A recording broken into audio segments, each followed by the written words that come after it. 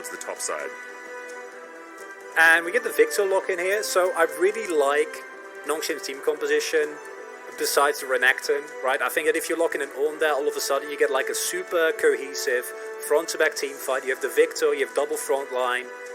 Yes, in fact, this is going to be a slow early game as the T1 rookies. Here is the LCK debut of Zeus, and oh my goodness. Oh, maybe? Gets the ward Alan doesn't have smite.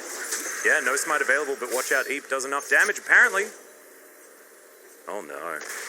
Oh, Alan, this is bullying.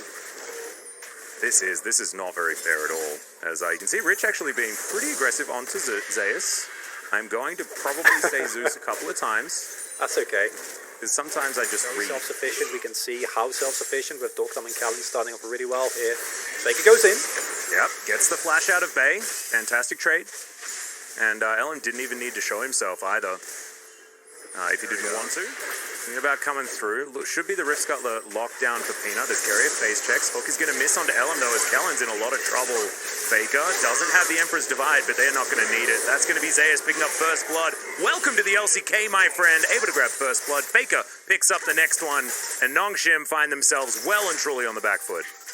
And I'm fairly certain that T1 knew exactly what punishment that it deserves, and we're going to see it, like that decision not made. Good play back there, but Kellen's still dead. Ellen comes in, steals that one away, and Doctor, he's just going to walk this one out. Does still have Featherstorm, so he's not dying anytime soon, but still 3-0 now for T1. This is looking... T1 goofy. Yeah, I know. Where is it? As, okay, Faker just going to get the flash before even using the Emperor's Divide, which means Bay's basically dead whenever Faker wants. And like you were saying, like, Faker with resources, that's real scary. Faker with agency that you can't do anything about, that's terrifying. And now he's got turret plates as well. Oh god. This is definitely a series for Faker to have his 600th game opportunity. As Zeus possibly in trouble here as Peanut's trying to lock him down. The Nabar coming on through. Really good game sense from Zeus to make sure that he can get towards Faker, who flashes in for his divine. Zeus is still alive, and they're asleep. It's a double kill for the Lilia. And pack it up, boys. We're going to game 2, T1, 1-0. All right. Oh, what an absolute tragedy. The gang towards the bottom side that Gumushi and Carrier seem to have absolutely no interest in. As Faker's roaming down as well. That's going to be the stun from Carrier. Peanut taking a bit of damage from that Void Seeker as the hook's going to go wide. And this is just a free Drake over to T1. Yeah, I'm actually happy that Nongshim don't try to commit hard and make very questionable plays. Thus far, does not look like they're doing that at all. They're pushing the envelope constantly as Carrier goes in. Whoa, the big old flash forward as there's the Gravity Storm. Does do decently, but the stun down, and that is a very, very dead Bay. The Watch Out Eep doesn't necessarily work, but thankfully Solar Flare stuns for about 3 trillion years. You're still fine.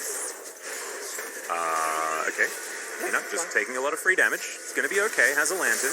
As another Solar Flare lands, Doc Dom has to Featherstorm, Flash, Cleanse, everything. All of the buttons now on cooldown.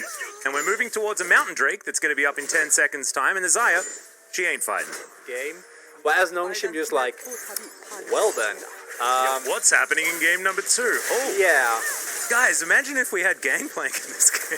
Maybe it would have been better. You know, I know how everyone loves to rag on Renekton, and I don't even like it. I don't think it was a good pick, but I don't think the Renekton here was the pick. I think I'd like to suggest T1. You can try and make aggressive plays by really choking out the jungle and denying more and more resources. Rich, you are not allowed to be there, my man. Well, I mean, he does have a turret, theoretically, but let's see whether that does anything at all, as the tower's going to go down, and they're not going to go after the Renekton. So it looks like it's the objective play rather than the crocodile play. And Bay's down here towards the bottom side, actually. I don't know what Peanut's doing. He's just sort of hanging around being frustrating. He's clearing waves. Yeah, proxy farming. Yeah. Wanting to make sure he gets to his items as quickly as possible. Don't blame him. They have no, like, T1 has no vision on the top side of the map, right? So that looks really troll, because it looks like you can hard engage, but T1 are not going to risk it. But it does look very funny, if you know where everyone is on the map. No flips, no outs, just play for Mountain Soul and keep it at that. Oh, Carrier, he doesn't want that at all as he gets flayed back.